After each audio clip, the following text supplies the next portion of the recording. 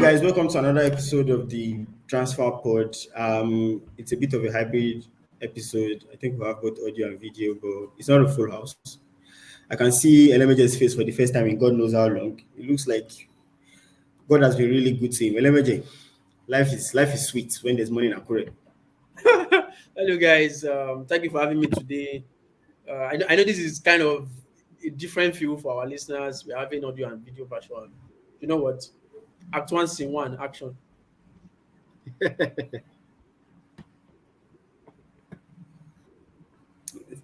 So that once in one action. The man on the cap is Polish was before I used to call him professor. Now I switched from like professor to like troublemaker because violence is his MO now. He likes to look for trouble, especially Elemeje's trouble. I don't know where both of them kept it. Maybe they shared beeps at some point. I don't know where the rivalry is coming from, but Polish, it's nice to have you here. When we say people should stop doing expo in school and stop doing fraud, they will not understand. How many people are with cap on this pod now? Ni jẹun gidi, máa mu gàrí. Okay, thank you guys. Thank you for having me. I'm here. Bolish is here. I'm a man of peace, a person of love and light. Thanks for having me. Your cap is different from other people's cap now, so that's your own cap is quite unique. I wouldn't call my own a cap. I wouldn't call Elemeje's own to a cap. It's more like a snapback. Anyway. Your own is a bowed head protector. Violence. Can you see the reason why I moved you from professor to violence master? Elemeje, let's just dive right into it. I remember saying I think the first transfer pod we did this season where I said Mbappe has all the power. As much as PSG want to be ignorant and stuff like that, Mbappe has a lot of power and he can decide how he wants things to go. At the end of the day, I don't think it was just a factor of the first game. I think the Mbappe just looked at it and said, we're not going to make any progress without Kylian. We can find a way to get this done at the end of the day, but it wasn't a surprise to very many people. But at the end of the day, PSG announced that Mbappe is back with first team training. But what is surprising now is that there are reports that they are in negotiations for a new contract. And I'm wondering, okay, will a new contract work? How are they going to find a way around this? Yeah, I think starting from how the event has gone within the last couple of days, when you consider the pros and cons of whatever debacle they were having, the cons outweigh the pros of having them just mistreat the player. Though we might want to say that the outcome of the first result was not that integral, but it also counts to the reason why they're making the decision they are making. If ideally they are playing against a team like Lorient that they walked through last season, and all of a sudden there's no fluidity in the team. There's debate about how much of a downgrade they're having coming from a team that had Messi, Neymar, and Mbappe to a team that now starts Lee in front. And with no disrespect to those players, but you can see the obvious downgrade in the quality of the players they now have. So I think, and considering how the whole thing is going, I really don't buy the idea of that new contract that is flying in the news, because he has been always clear about the fact that he wants to go to Real Madrid. Now, is the transfer of Dembele showing a new direction in where his heart lies? And there's also the talk about Neymar agreeing a deal with a club in Saudi, and how Neymar's team wants him to leave PSG. I know that there's a little bit of dynamism to that, though it might look like some sort of a rumor, but there's always been this lingering feeling of Mbappe feels like it would be a better team for him without the presence of Neymar in that team. I really don't understand the dynamism there. But at the same time, we can say the dominoes are falling in some particular areas and some are still steady. And I think I saw himself and Dembele in the stand, and there was almost this comrade kind of feeling. And I'm like, okay, what exactly is happening here? So it's a little bit of there and here, whereas I'm now thinking, okay, maybe he wants to champion the team now. He's feeling like there would not be any ego tussle between him and Dembele, and that might be factoring into his consideration. That is, this is an argument for the new contract.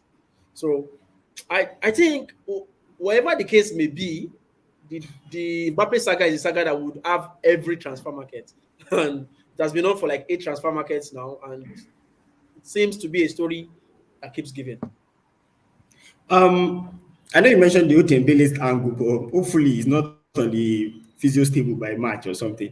Bolish, I want to focus on the whole Neymar aspect because I don't know if you guys saw Zach Lowe's tweet or if you guys follow Zach Lowe, where there was a post whereby on Instagram someone said Mbappe wanted Neymar out last summer, and now that he's leaving, Mbappe is suddenly coming back to the team. There is no coincidence. Then Neymar liked the post. At least Neymar's Instagram account liked the posts. And you're wondering, okay, I thought these guys were supposed to be bros. Bullish. So that when Elemede was speaking now, that's the first thing that came to my mind. The fact that there were reports, and there were strong reports, that the number one reason why Mbappe didn't want to return to the team last summer was that he didn't want to play alongside Neymar and Messi. And he came out to deny it. But if it sings like a bird, it looks like a bird, most likely it's a bird. Because if you see the whole saga that has gone on this summer, Mbappe completely, held out, said he wasn't signing a new contract, said he wasn't leaving, said it was like a full-on stand down. And if you remember, it was the same thing last summer before he signed the 2 years. So I think what eventually happened was PSG looking at the two parties and looking at, okay, who do we want to stand by at this point? And obviously nobody's going to disagree with them siding with Mbappe. So I think Neymar leaving to Al Hilal, because Fabrizio just confirmed that Neymar is going to Al Hilal, and there are reports that some of the clubs had the opportunity to sign him, Man City, Man United, they were not interested. So Neymar going to Al Hilal is probably one of the reasons why he's open to sign an extension. And there's a conversation that the new extension is going to sign will have an exit clause. So say, for example, he wanted to go the way he wanted to go this January, there'll be an amount that will be due to PSG. So all in all, I think the main thing is to have a locker room where everyone is in one accord. So if Mbappe's problem is Neymar and Messi, they are both done. Can at least maybe he wants to be the undisputed number one in the team, because I think that he didn't feel secure in his position as the number one player in the team. So if that's his main problem, if they're able to come to a resolution with him, because he's younger one, he's the more what's it called? He's the younger star. He has been delivering for them. So if they find a way to work it out, it's not bad. But the truth is, all disrespect, the people that are easy to replace Neymar and Messi, they're even at a risk of losing the league, because they are any structure in their team. The problem they've always had is you have a midfield, you don't have a balanced midfield. So, and you have a bunch of attackers who are trying to do everything plus midfield. When you have a balanced midfield, you always struggle, no matter how good your attackers are. And they've not addressed that issue. Yes, they brought in some nice additions, but their midfield is still something to worry about. So, I don't wish them good luck. I won't lie. I know you've not really cared about them after all the whole Neymar saga, but in my own opinion, PSG are doing this thing again. Same thing they did last summer. You're giving him this new contract again. There's a clause. I don't want anybody to cry foul play next year. I mean, I want them to cry. I want them to cry. Let everybody cry. Blood. I want it to end in tears and blood, but they are lucky that Mbappe is coming back to training, sign, because I knew there's no way you keep someone like Mbappe on the bench. It's not possible. They will lose sponsors. A lot of sponsorship are tied to him. Sponsorship, your ability to win. Your team is not that good. It's like so many things. So it just didn't make sense. But man, I want them to cry blood eventually. But away from the old Mbappe saga, I know on Thursday there were debates. I know we said on the Honor Panoti podcast that Harry Kane's indecision about whether to go to Bayern or not shows a lack of ambition on his own part. But eventually, he got the move he wanted. He has gone to Bayern now. And a lot of people expected that, Saturday, Oboli show their first trophy against RB Leipzig, blah, blah, blah. But either way, the banter must continue. Bayern are trophyless. Harry Kane is trophyless. You can take the Spurs out of a you can take a player out of Spurs, but you cannot take the Spurs out of a player. You know, there's something we call mule. He's a generational condition.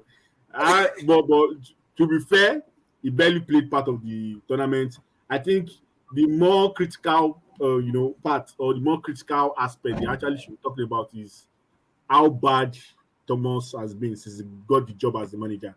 And if Bayern need to quickly sack him and go and get back Nagelsmann, because he almost lost the league last season, he lost the cup, he lost the Super Cup, and he just feels like the Bayern are usually the team where you know that okay, this is how Bayern plays, regardless of who comes and goes. Some teams may be faster, some teams may be slower, but they have a structure. It feels like they don't have that under Thomas, and it feels like it's going to lead them astray. The only problem is the guys that are supposed to contend, they usually always falter from the beginning of the season. But so because if Dortmund is not going to be consistent, and Leipzig is not going to be consistent, you have a situation whereby Bayern can still come and nick the league at the end of the day. So, but if they are serious about anything, they probably have a lot of things to address in that squad in terms of their defense. You know, who are their central backs? Bayern, the last time we saw Upamecano, it was as if it was a leaking basket against Man City.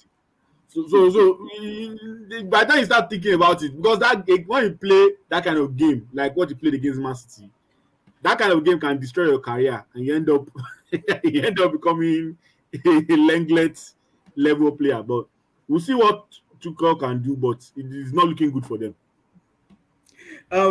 Elevator, I know that there are people in the UK, especially in England, the legends that came out and said, "Oh, why is he going to Bayern this, Bayern that? He should not even have bothered moving there." Then he now got to the point of, "Oh, he should not go, he should stay." There's some people who are like, "Oh, if Bayern are paying 100 million euros plus add-ons, why can't Man United pay that money? Why did they go for Rasmus Højlund that cost about 72 million pounds, including add-ons and stuff like that? Why can't he go? Like, is it for you as a United fan again? That do you think that okay, maybe we should have gone for Kane instead of Højlund? Yeah, I think Kane would have been the better option. Why? Because he's obviously a proven talent, like the second highest goal scorer in the Premier League history, and he has been in the league for close to, I think, 8 years. Like, he has been playing actively, like as a regular starter. And I feel like when it came to that decision, the most important factor was age. I really don't know what happens in the background with the coaching staff, with the scouts, and all of that. But I think the most important factor must have been his age. Harry Kane is obviously going to be 31, and considering that they are trying, and I think for the first time, I kind of see a direction with the way United are going as a team and as a franchise. Fred is gone, McTominay is at the door, Maguire is at the door, Elanga is gone, a lot of players are gone. I think I said that on Thursday, and so finally it looks like there's a direction. I would have preferred Harry Kane, because if Harry Kane was in this team, I'm very sure tonight, if he had come in maybe in the 60th minute, he would probably still have scored. And he gave us the assurance, or he gives us the assurance, that when Harry Kane is playing fit, he already goes out injured. When Harry Kane is on the pitch for United, it would have been a guarantee that at least we are getting close to 30 goals a season. Like, as wonderful as Alan's season was yesterday, and on the flip side, as terrible as Spurs' season was, Harry Kane still got 30 goals. Like, that is I don't know, that's a phenomenal start or achievement or whatever it is you call it. Like we all know Spurs were terrible last season. Like, and testament to that, they didn't go to Europe. Like, that shows how terrible they were. And he still got 30 goals. Like, imagine if you look at their goals scored and the percentage of the goals he was able to contribute, I think it was close to 63 or thereabouts last time I checked. So, like, that is just how monumental he is as a player. He can play with his back to the goal. He just suited what we were trying to do. So I felt like it was the perfect missing piece of that puzzle. But at the same time, considering what the team is trying to do, considering the caliber of the players they've been signing in the last couple of years, I felt like what led to the final decision was his age. Bullish, at least I think it seems like the greatest madness we have experienced in this summer transfer window. The Caicedo madness has finally come to an end. Because at some point it was like, oh, he's going to Chelsea, he's definitely going to Chelsea, it's Chelsea only, blah blah blah. Then Liverpool woke up last week Friday and they were like, we have the money, £110 million this year, Brighton. Take Brighton were like, oh, we have taken it. Caicedo, start going to Merseyside to have a medical at Liverpool. Caicedo refused to go, calls Liverpool and tells them that, Ojo, this is where I belong. I'm going to London, blah, blah, blah. London for what? London for medicine and every other thing. So he already told himself that I'm going to London, I'm not going to Liverpool. Then the same Liverpool that had been deliberating and taking their time over Romeo Lavia and Southampton were like, pay me 50 million. Liverpool were like, take 40, take 42, take 45. Then Liverpool went to pay 110 for Caicedo. Now that Caicedo looks like he's going to Chelsea at the end of the day. To now make matters worse, the same Chelsea have gone to Southampton to say, oh, we'll pay 60, we'll pay 55 for Lavia that Liverpool don't want to pay 54. The madness itself now leads to the fact that we hear reports that Liverpool owners are coming to England to come and talk to Premier League there. How are Chelsea doing all this and buying all these players? That is crazy.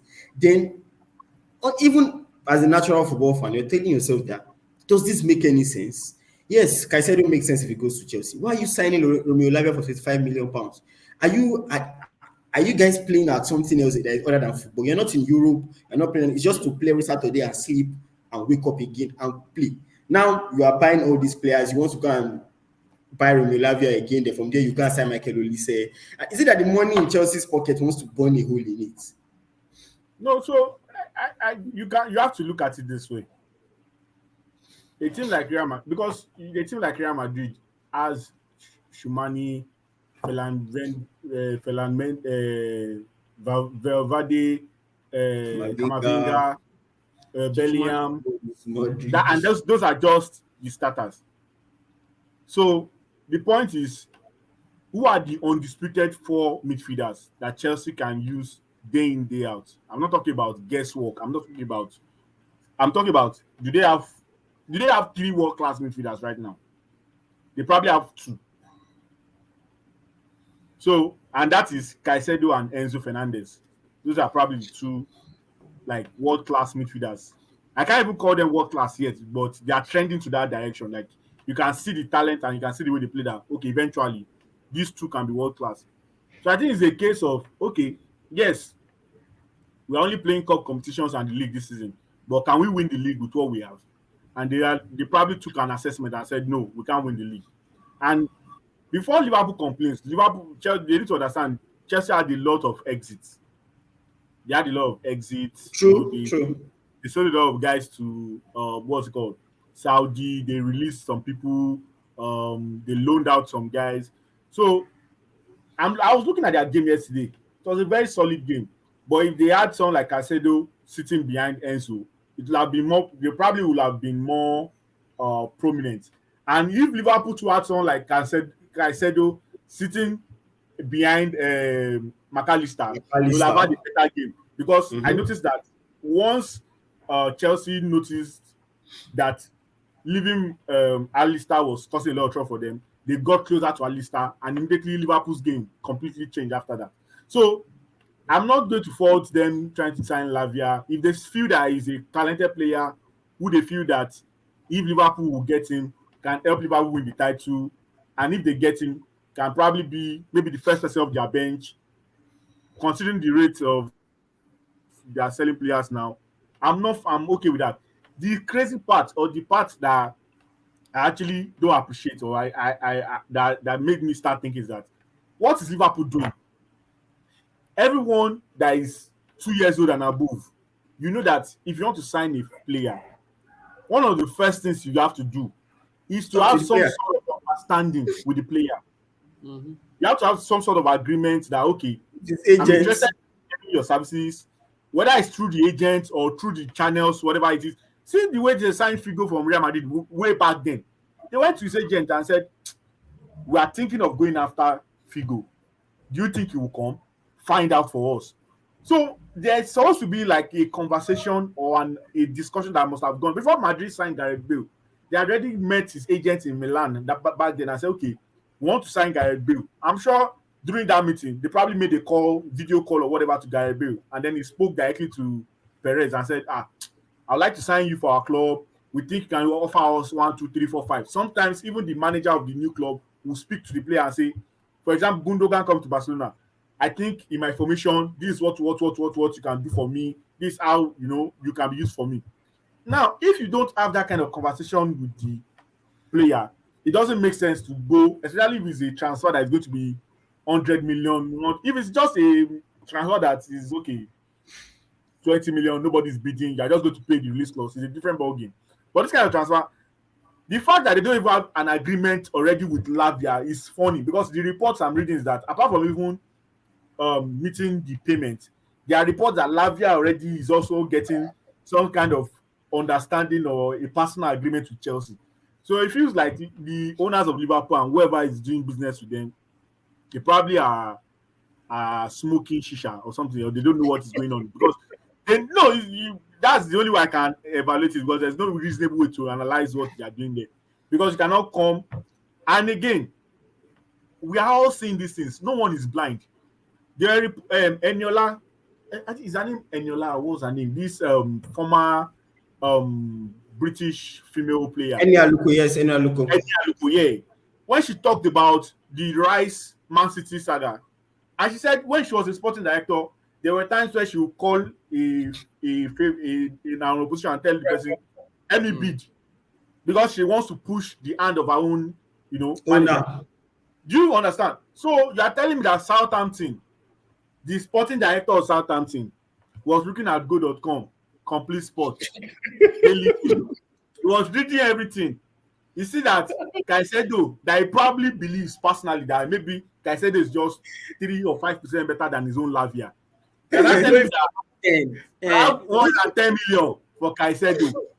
Caicedo, okay. You're not telling me that my own Lavia.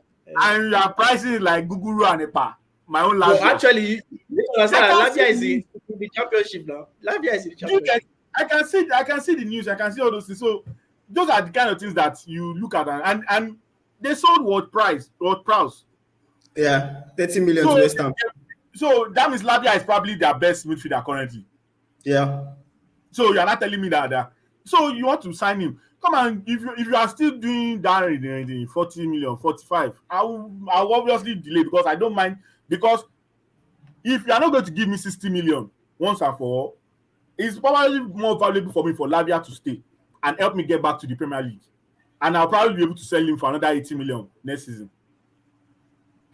So the crazy part is that we know that the market is inflated and Moises Caicedo he improved massively last year. Like he became one of the best central midfielders you could find in the Premier League, and stuff like. But LMJ, is it a case of, because now Liverpool said, "Oh, we don't have 105 million for Jude Bellingham, but you have 110 million for Caicedo," and their fans are wondering, "What's this madness? You don't have 50 million for Lavia."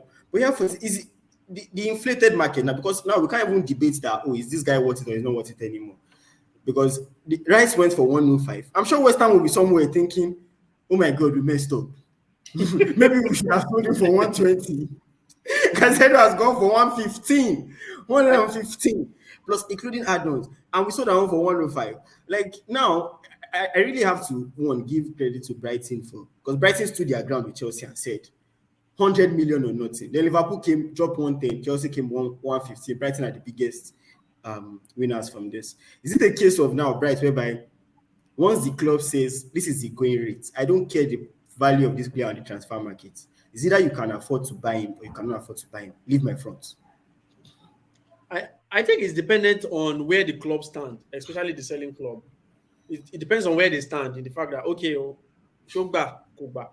So if it is the kind of transfer where negotiation is kind of open, like there are ridiculous offers. For example, my club is trying to sell Maguire now, and imagine eating a price tag of 70 million on Maguire.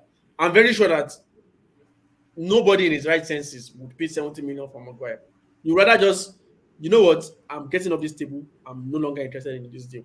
So, but the issue with inflation is with inflation comes more inflation. There was a very tricky event that happened where club was saying it was crazy to pay 100 million for Pogba.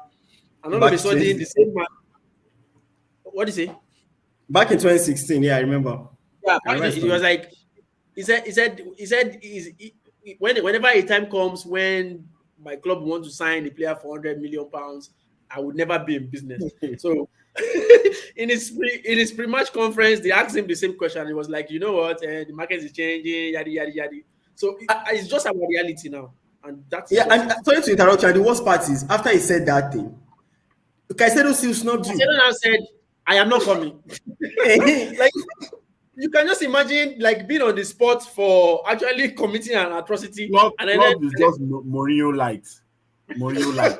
so like I feel like it's just the reality of the market we're in now. Like crazy valuations for players, and I think this is the time where it now pays to be a building club where whatever money you have, just invest it into your scouting network, invest it into your academy. If you can produce good players, you would sell them at a massive premium. Imagine selling What? like I don't think that's everything, actually.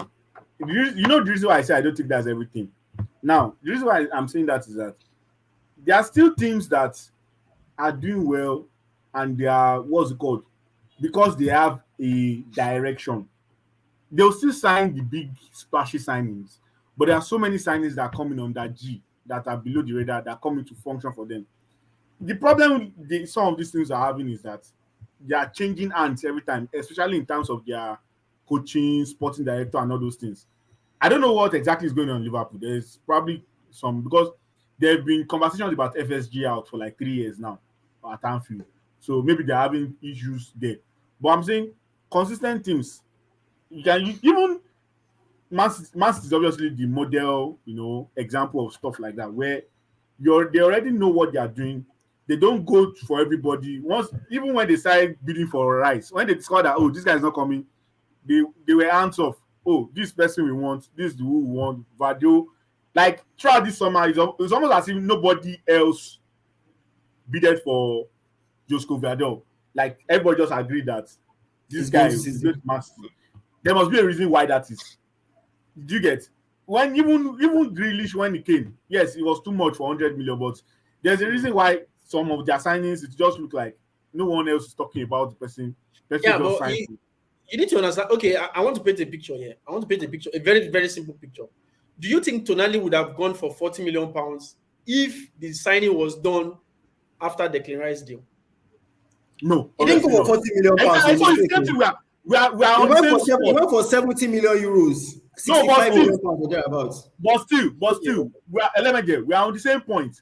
The reason why Newcastle did not face this problem was because probably before the season ended, from like maybe 2 months, 3 months, in their planning and everything, they knew that, oh, in our squad, we need this, we need this, we need that. And then before the season ended, they probably made contact with the agents, started talking to Inter Milan, started talking to everybody that needs to be spoken to. And then before the season ended, 1 week, 2 weeks, they've signed the deal, they've left the window for everybody to be messing up. So yeah, I avoided the craziness that's currently going on. But the inflation still plays in the sense that, let's be sincere, the reason why Caicedo is going to go for 110, 120 now is because of the precedence that the Declan Rice deal has placed on the market. Like, it's almost like, okay, I am the sporting director. I'm like, you know what? I think, I think we're keeping something before Declan Rice. There's also no room for experiment. There was Enzo for 120 million euros. Yeah. Paid 120 million euros for Enzo in January. They opened Pandora's box. Many things came out. We are still missing one point. Big clubs that are trying, because at the beginning of the season, every season, regardless of what eventually happens, the aim and objective of Man City, Man United, Chelsea, Liverpool is to win the league. They might have a terrible season. They might finish 10th. They might finish, but at the beginning of the season, the aim is to win the league. Now, as a team that's trying to win the league, there's actually very small room for experiments. That's why sometimes you hear about this team was offered this player, but they did not go for the player. Then maybe a season later, they went to go and sign the same player because there's actually very, very, very limited room and space for experiments. That's why Chelsea can have 1 million academic prospects, and they'll still have to go and sign Caicedo that's proven quantity, Enzo that's proven quantity. There's a reason. So we that aspect of market inflation, there's nothing we can do about that one. Yes, teams have to do better job of scouting, but the truth is sometimes it's possible that someone like Caicedo, because he did not play in the Belgium league and then Brighton, where he played all the games and all the minutes, he will not have developed as fast as if they bought him directly and he's sitting on the bench. Yeah. So those are the trade-offs between dynamism that comes off. That has to go on. So that's why a smart club like Brighton will continue to eat. I saw the next sign, the guy they're trying to use to replace Caicedo, a 16 million guy from Lille. They've already placed the bid on the guy. If you see the guy, say he'll be like Caicedo younger brother. He'll be like, he looks like a younger. I'm trying to look for the news about Inter does not have job. They are signing Anatovic again. Inter has issues, so they are signing Anatovic again. So they are already gone to go and look for a 16 million player from Lille to replace Caicedo. What's this guy's name? Brighton have already reached an agreement with 2004 born midfielder Carlos Baleba. His favorite option to replace Caicedo. Opening bid is 16 million and it includes Adson, submitted to Lille already. You will see the guy say the way the guy is built, you know that this guy is coming to take over. So, but a team like Chelsea, Man U, Liverpool will probably not be able to take a chance on this guy because 1,001 times, sometimes some of these signs don't pan out. But what Brighton will just know is that, well, we can charge that 16 million to to investment. And again, the requirements for Brighton, the requirements for you to do well, to step up in Brighton is not the same as the requirements in Chelsea, Liverpool, and stuff like that. So I feel like, yes, you scout. I think the market is what it is. But the most important thing is that teams have to be more decisive. Oh, we need a pacing 9. We need a winger. We need this. We need that. And attack it. You don't wait till everybody's now fighting. This player has gone for 120. Then this club is now playing out to get. You can't blame them. Everybody's trying to make money. But sorry to interrupt you. But now, my question now is, if Liverpool don't sign Lavia, what are their options in the summer transfer window? Because we all know that they need a 6. Yesterday, after I saw Trent, you don't know their option. Yeah, what are their options? I'll send them my clip.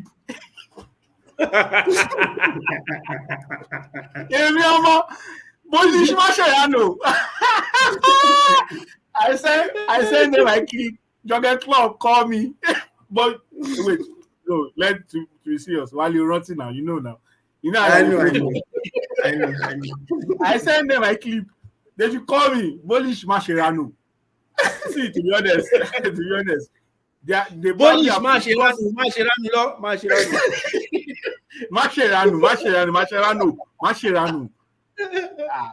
So I think, but to be honest, they are not paying me the salary of their scouts. They should go and do their job. Because the truth is, I would expect that a team like Liverpool will have option A, option B, option C, option D. But the way they are moving, it looks like they have not properly planned it out. So I'm trying to think, especially from someone in the Premier League. They'll probably go to La Liga and see someone in midfield that work for them. Right, Chelsea almost signed Tyler Adams, but pulled out after his medicals because of the Caicedo and Lavia deal. Is Tyler Adams a good option for Liverpool? I think he got injured. Yeah, but he said coming back after this. The injury is not a serious injury. It's coming back after the international break in September. Chelsea pulled out of that deal because Caicedo and Lavia suddenly became a better option. Yeah, I feel like the reason why Chelsea pulled out of that deal was because they see the other two options as like a step up to Adams. And I feel like Bolish rightly pointed out, I feel like big clubs need to take risk on some of these deals more.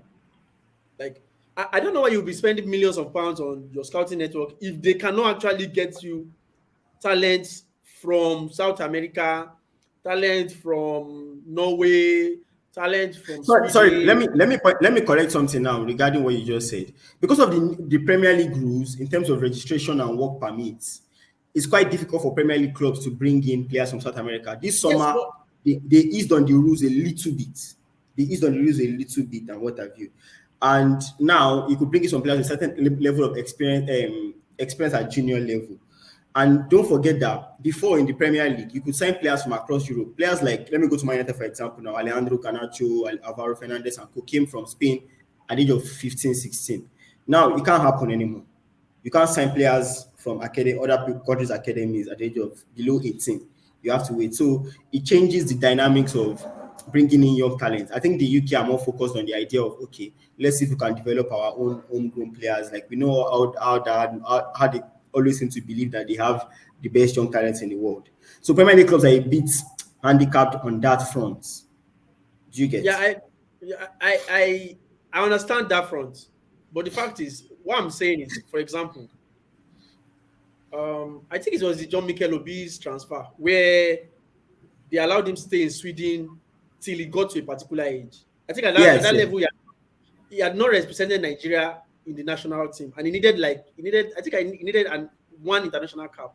So Appearance. yeah, that is still a route to go. Like having a 20-year-old that's That's what, not that's yet. what Chelsea are doing. That's what Chelsea owners are doing by signing, by buying House in Strasbourg in France. Most of the Brazilian So talent that they acquired in so Angelo any and Brazilian talent you acquire or any South American talent you acquire, you take them to your feeders team. I feel like that is a good way to like get this talent. Why? You are taking a risk that is low end in the sense that you don't have to pay them exorbitant wage. Imagine, like, with no disrespect to these players, if these players come 18, if they come 17, 16 from South America, and they're going to somewhere like, say, France, Italy, and they are being paid £30,000 a week, it's something that they would still happily that's a jump lot on. of money for them too. That's a lot of money, shey you get. And when they come in, like imagine the amount you would have spent during that 2-3 years period if your scouting network works well and they prove themselves in those leagues. At that point, you will start getting suitors for those players that you now start considering. Okay, should I sell this guy? Should I integrate him into my first team? I feel like I must be sincere with you. A lot of these top clubs now take an approach that does not work in the sense that they are just about poaching talent from teams and players that are proving themselves on the top level, and they feel okay, we can just integrate them into our system. What happens to the class of 1992? Like they started from the academy and they went on to do something incredible. Like it's not always that stuff like this pan out, but at the same time, there is a system to it. Like Bolly said, you pay scouts millions of dollars to do something for you. So if you are cutting the whole scouting system, you are cutting the whole reserve system that was put in place to actually be a feeder to your senior team. So what is the essence of that structure? It means that structure is just redundant. And all you just need is Brighton to help you scout. And when they are done scouting, that's why you have teams in Netherlands that they eat off English teams. Why? Because why should somebody? I'm very sorry, I'm a United fan, but why should Anthony be worth £100 million? Like, you know what? Like no. Even You with my don't need to be left, sorry. even with my bad left knee, I think I can still rival him in my output.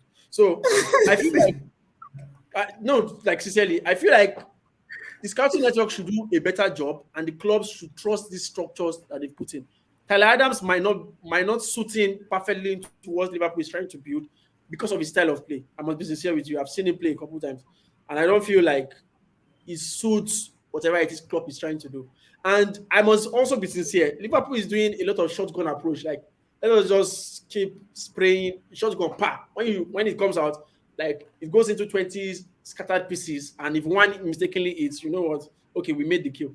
So I feel like that is. And there's also this conspiracy theory that I saw flying along that maybe it's just Southampton sorry, maybe just Brighton telling Liverpool, you know what, help us beat so that Chelsea will speed up this thing. So who knows? I know that Bolly said that their scouts should go and do work, but I have two options in mind I can think of for Liverpool.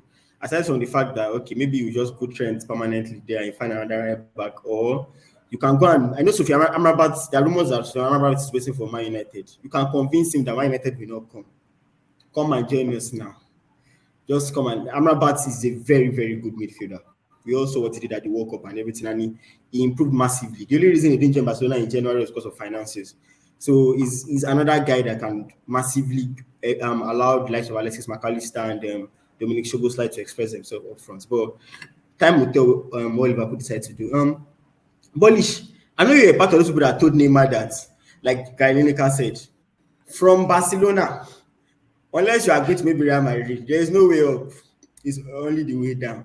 And it seems like that way down now. Even if you go to Real Madrid from Barcelona, go down on Isale is down. See, sometimes that's the same. And this thing is applicable in everything, in every sports, in every business, in every aspect of life. Where when people take decisions, they don't look at the long-term ramification of their decision. For example, what I mean by that is that imagine maybe Draymond Green 4 years ago decides that Barcelona is tired, he's tiring me, Jare. I want to go somewhere else. Then he doesn't stay and win 4 championships with. Sorry, Damon Green, I say Barcelona. Golden State. He doesn't stay and win 4 championships with Golden State. The trajectory, the endorsements, the media appearances, TNT, personal podcast, all those things. Now, who wants to hear what a loser has to say? It's now that some losers are getting podcasts. Before, everybody, like, you need to have some substance that people want to listen to before they say, okay, they want to hear what you... And automatically, the numbers you have, what will be offered, those kind of things, they matter. Neymar will never be poor in his life, obviously. He's a fine... apart from even his footballing abilities, they actually... Like, he looks like a model. He looks like someone that can model products. Fine. But the trajectory of his career from coming from Santos and where it was at before he left Barcelona to what he has gotten since he left Barcelona is a complete opposite of what the way his trajectory was going. And you can see people that stayed in Barcelona in their prime. Just look at all of them. Till tomorrow, Ronaldinho, even though he has gone to prison, come back, tax evasion, blah, blah, blah. Tomorrow, Ronaldinho will still pop up in Colombia and host a football match, and 100,000 people will come to the stadium to come and watch Ronaldinho play. Like, the things you do on the biggest stage, they add to your allure as a great person.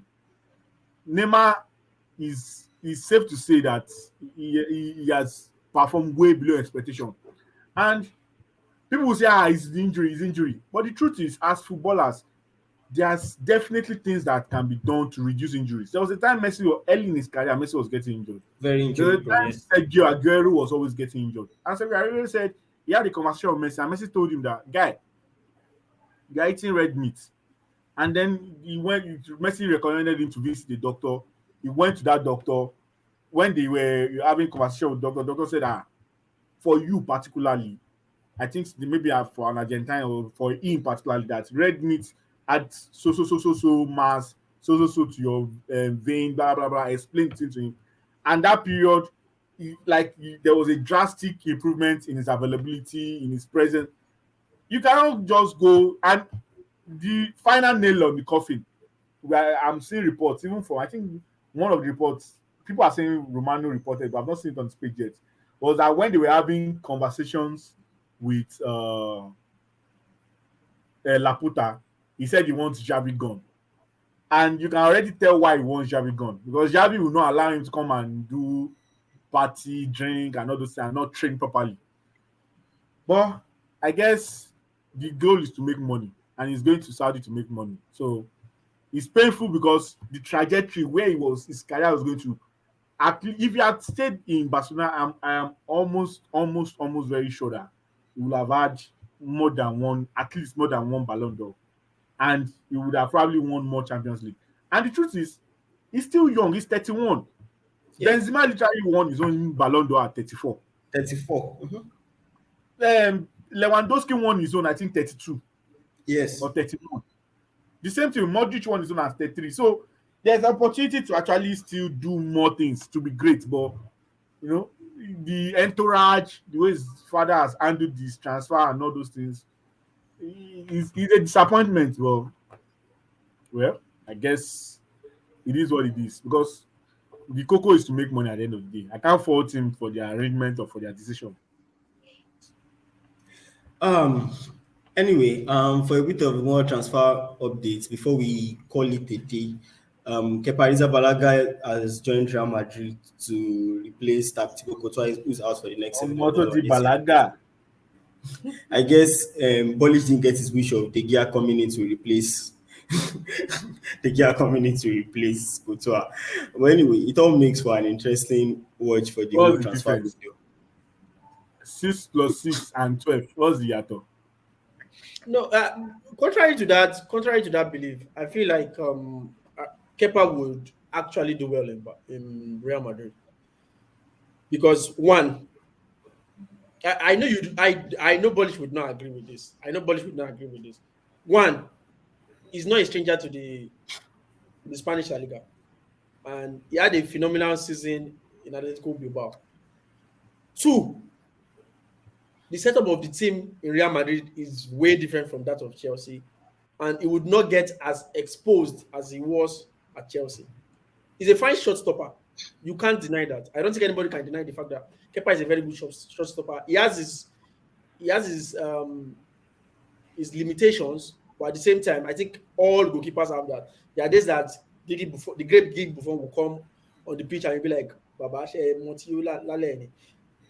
but I feel like Kepa is a very good shot stopper. His decisions, his one-on-ones are one of his strengths. And I feel like he would not be that exposed as he was in the English Premier League. He might not be on the level of Thibaut Courtois, but he is a fine shot stopper. And his time at Real Madrid would be something not as bad. Might not be great, but it won't be as bad as when he was at Chelsea. Anyway, no, he was actually there's a reason why Chelsea signed him for 70 million. He was he was fantastic for Bilbao. I remember Kepa in Bilbao. He was actually authoritative, very commanding of his space and all that. But I don't wish him well. I'm sorry. Anyway, it would be beautiful of me not to mention that the only reason that was not the reason why they paid 71 million. For those that don't know, Atletico Bilbao do not sign players that are not from the Basque region or come from the academy, and they don't sell their players. The only way you can buy their players is to buy out clause. So the buyout clause was 71 million at that point, and they won't even negotiate with you. They will send you back. So Chelsea had no option to pay that amount of money. Anyway, I think at this point it's safe to say our first one at this has been really good. Thank you so much, guys, for being here. You know that Telemeja is a busy man and he has to get back to the baptism. Is running so much. Bolish, the baddies are waiting. I hope I'm not taking too much of your time. In regards to, is that Spanish or French? Is baddies Spanish or French? I don't understand. Moderator, can you explain yourself so our listeners understand? Don't confuse our listeners. I'm sure that our listeners are educated enough to understand even enough baddies. I don't know what that is. All right, well, 2 out of 3. Now it's only you that knows what they are talking about. Now only you see cap to that time. You see one person where they wear cap out of 3. Like Khabib will say, I really don't know what's going on here. All right, guys. David Ostein, 5:15. So he just dropped the news now. Like some minutes ago. Romeo Lavia has chosen to join Chelsea from Southampton. Liverpool But So I'm very Liverpool lost on all fronts. Now, wow. CSP and Saints FC have good relations, so no issues expected on due or personal terms. Feel likely to be 18 minutes 50 breaking. million plus add-on. That's from Austin Bomber. I believe they call him Austin Dagger. So All right, guys, there you have it. An Austin Bomber. Until next week again on the Transfer Pod. No, not just next week. We'll see you guys very soon on our Nothing podcast, where we hope to have a full house.